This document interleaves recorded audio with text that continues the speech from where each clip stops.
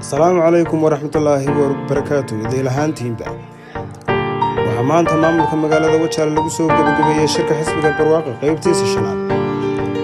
والمدافع الشعاع قادنا يين أما كسو جرين لما شغالها مام المقالة وجهها لقيبه ذيك الدول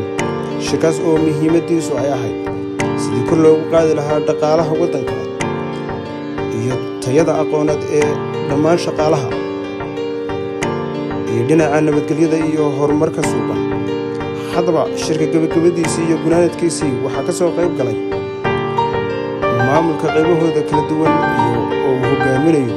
maayarka maamulka magaalada Wajaale Mudane Ciidin Cabdi Maxamed shirkaas ayaa dhamaadkiisii wuxuu maayarku soo jeediyay waano iyo aragnimo fara badan oo shaqaalaha iyo qaybahooda kala duwan ee ka soo qayb galay dan u ahaa oo ay ku faa'iido doonaan mustaqbalka